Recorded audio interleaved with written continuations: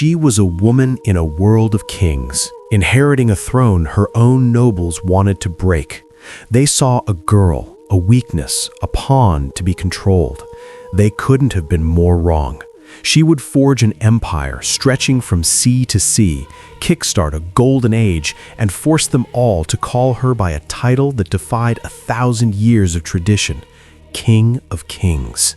This is the story of how Tamar the Great, Georgia's first ever female ruler, outplayed her enemies, crushed every expectation, and became a legend. When her father, King George III, made her co-ruler, he famously declared that it didn't matter if a lion was male or female.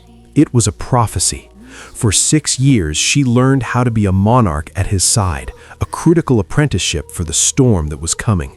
But when George III died in 1184, Tamar, now the sole ruler at 24 years old, found herself completely alone.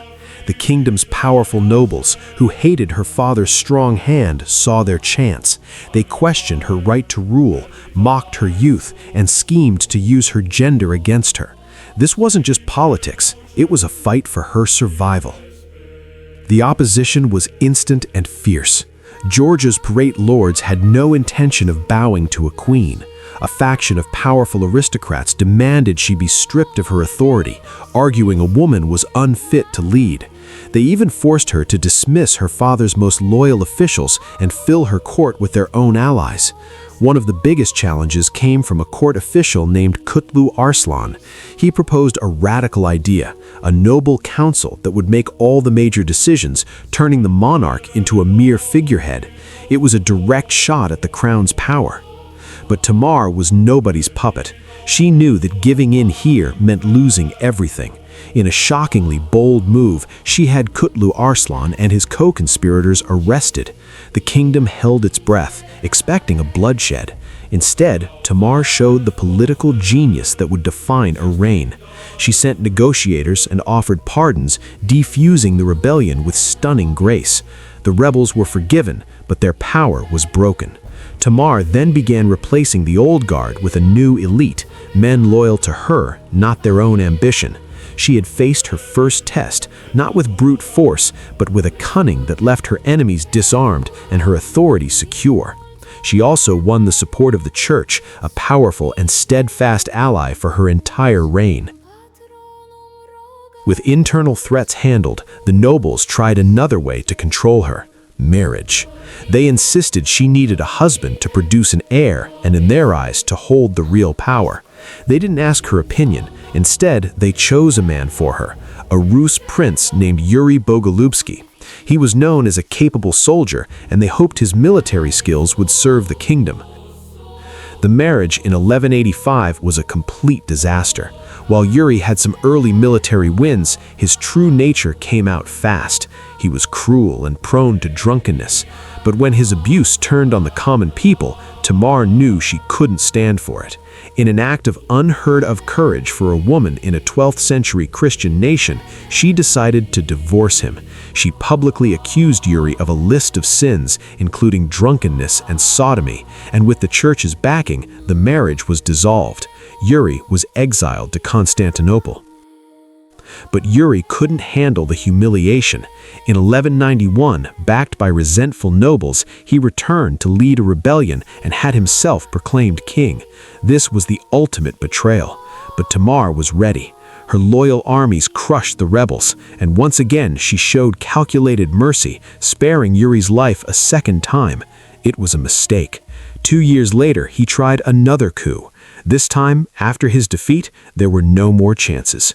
Yuri Bogolubsky vanishes from the history books, his final fate unknown, his threat to Tamar's crown gone for good. Tamar proved that a woman could not only rule, but could be more decisive and politically brilliant than any of the men who tried to stop her. If you're finding this story of power and defiance as incredible as we do, make sure to hit that subscribe button and ring the bell so you don't miss out on more legends from history. Finally, free from her disastrous first husband, Tamar could now make a choice for herself.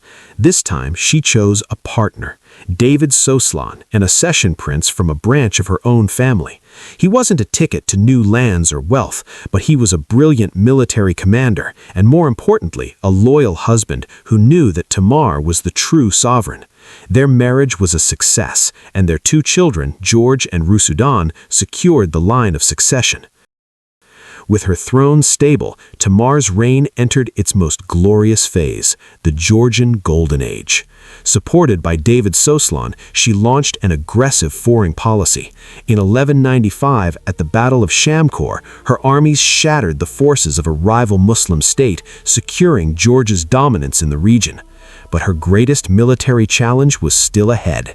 The powerful Sultan of Rum, Rukn ad-Din, was alarmed by Georgia's rise. He sent an envoy to Tamar's court with a humiliating ultimatum, insulting her as a simpleton and declaring that women were feeble-minded and unfit to rule. He gave her two choices: convert to Islam and become his wife, or stay Christian and become his concubine. According to the chronicles, one of Tamar's enraged generals responded by knocking the envoy to the floor.